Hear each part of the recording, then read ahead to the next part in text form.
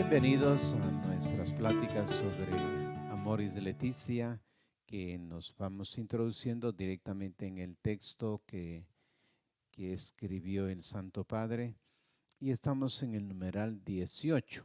Así que para ambientarnos un poco, lo primero que tenemos que hacer es recordar lo que en la plática anterior veníamos considerando, hablando de cómo se presenta la familia en la Biblia y cómo va señalando el Antiguo Testamento la importancia que tiene el que los hijos y los padres sepan convivir.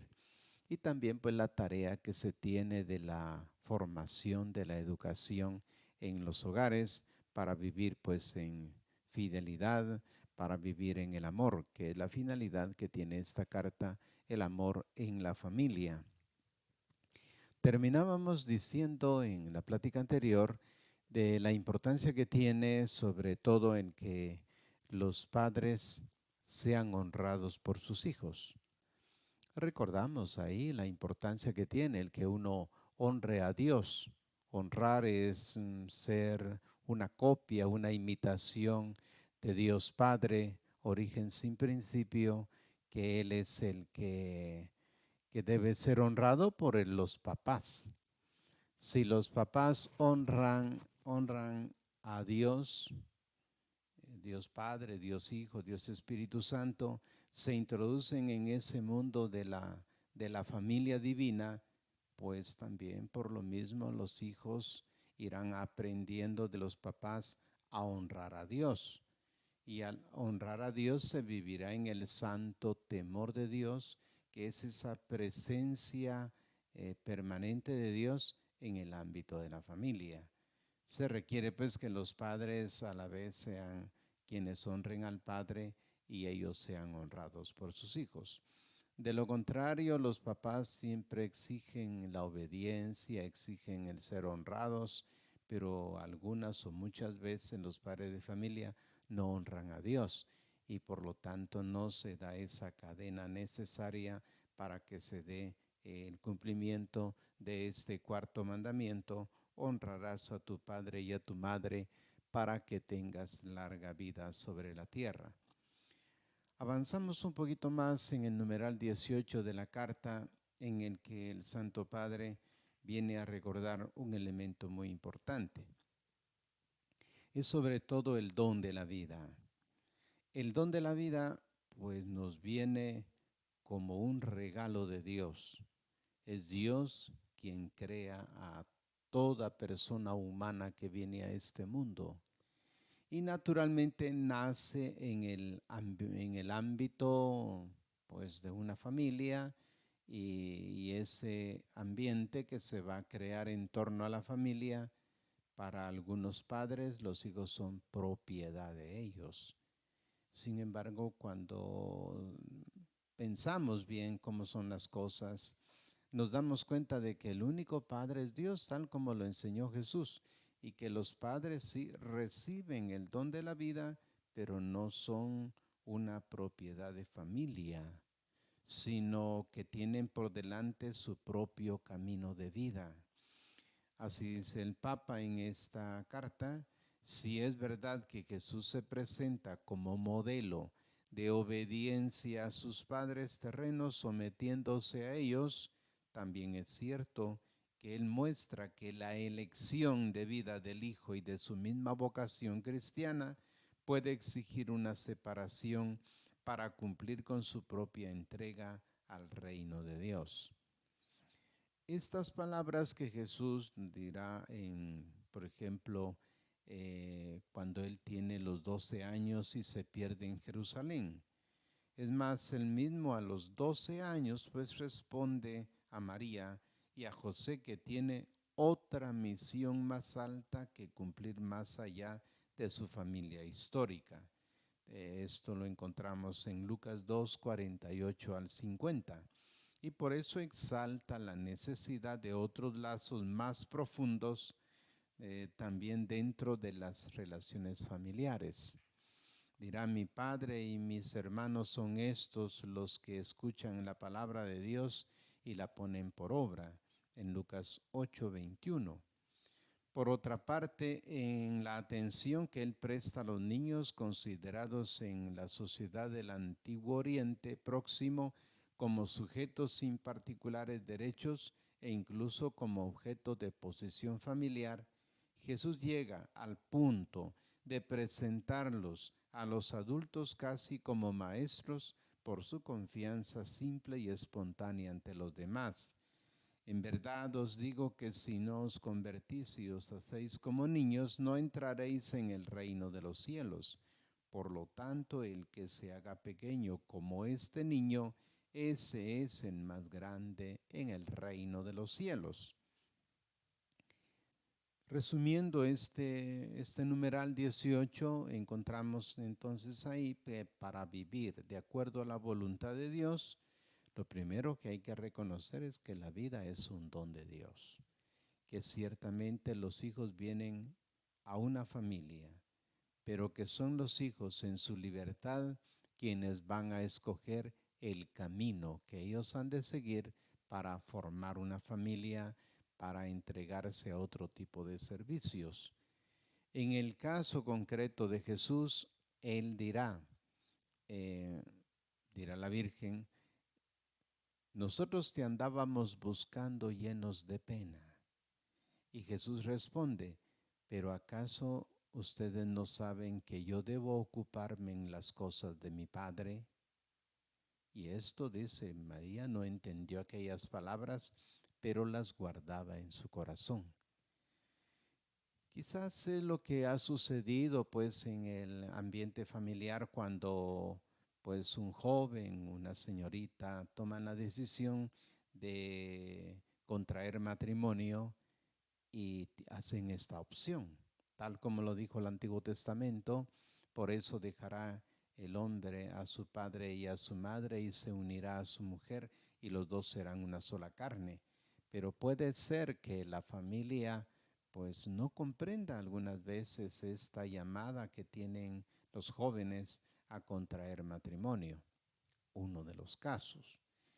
Pero yo lo que he observado en el campo de la vida familiar y la vocación religiosa es algo todavía aún más inesperado y que en algunas oportunidades las familias en lugar de apoyar una vocación religiosa pues le ponen muchas trabas.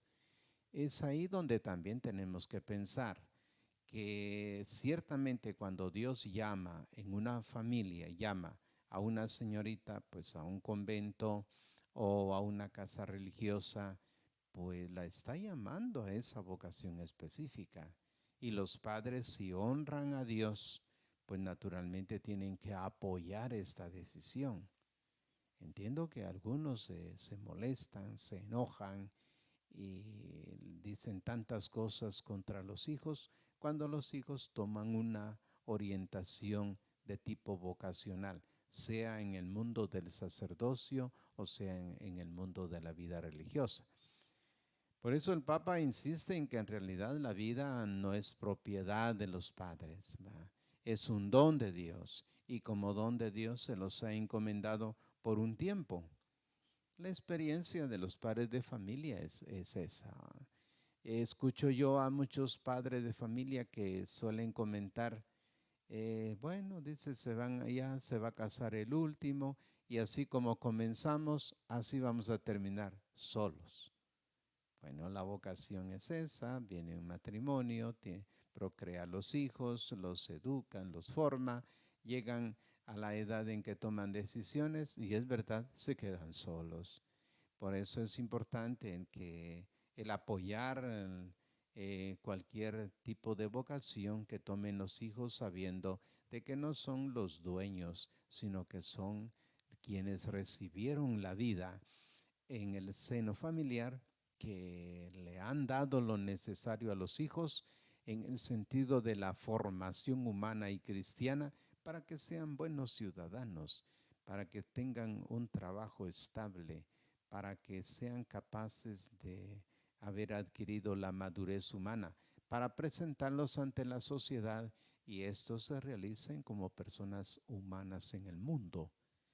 De ahí por eso era que se venía pensando en todo esto que Ya desde el Antiguo Testamento viene con la exigencia de que un niño pues tiene que estar en la familia, aprender un trabajo, aprender la convivencia familiar, el respeto, a saber escuchar al papá como a un maestro, en fin, tener una formación adecuada para que el niño esté preparado, como dirá en el Nuevo Testamento, para que el hombre esté preparado para toda obra buena.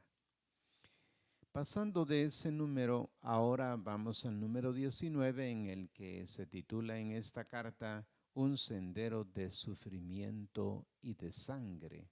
¿En qué sentido? El idilio que manifiesta el Salmo 128 no niega una realidad amarga que marca todas las escrituras. Recordarán que como brotes de olivo en torno a tu mesa, así serán tus hijos, señalaba el Salmo 127 o 128, dependiendo si es en la Biblia o es en el texto litúrgico. En la presencia, pues, en la vida de la pareja, en la presencia del dolor, del mal, de la violencia que rompen la vida de la familia y su íntima comunión de vida y amor. Por algo el discurso de Cristo sobre el matrimonio está inserto dentro de una disputa sobre el divorcio. La palabra de Dios es testimonio constante de esta dimensión oscura que se abre ya en los inicios, cuando con el pecado la relación de amor y de pureza entre el varón y la mujer se transforman en un dominio. Tendrás ansia de tu marido y él te dominará. Tenemos en Génesis 3:16. Es cierto que en el consentimiento matrimonial, pues estas palabras se concretan en el sacramento y dicen: yo me entrego a ti y prometo serte fiel en lo próspero y en lo adverso, en la salud y en la enfermedad, amarte y respetarte todos los días de mi vida. Son precisamente estos elementos de lo que consta, diríamos, en un compromiso del matrimonio sacramental, en el que las personas se comprometen en la salud y en la enfermedad. Pero una cosa es el enamoramiento, la ilusión, y otra cosa es cuando ya viene el sufrimiento. Las personas, pues somos personas humanas y estamos sujetos a los cambios, a las enfermedades, a todo tipo de cosas. Y si el amor es verdadero amor en el ágape divino, entonces la persona se ha confiado a otro a fin de que sea una ayuda adecuada.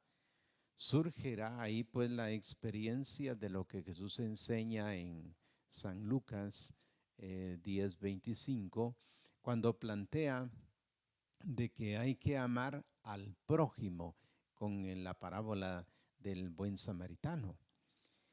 ¿Qué más samaritanos que los esposos, verdad? Que se dan cuenta del sufrimiento y se ayuden el uno al otro con misericordia. Es lo que plantea la parábola cuando le hace la pregunta al doctor de la ley: ¿quién de los tres ha sido prójimo para este personaje que ha sido herido? Y la respuesta pues brilla: es el tercero, el que tuvo misericordia. El campo de la misericordia es corazón que se compadece. Es colocarse en los zapatos del otro. Es darse cuenta de que es carne de su carne y que por lo tanto realmente la persona cercana son los esposos. Y esto pues diríamos, se abarca también todo el ámbito de familia, más cuando vienen los hijos y vienen las enfermedades de los niños, o bien ya cuando son jóvenes, porque las enfermedades siempre nos acompañan. Y ahora con el COVID hemos estado también con esta misma problemática, cuando alguien aparece enfermo y para no contagiar, pues se cierra la puerta y se queda en la habitación por la cuarentena.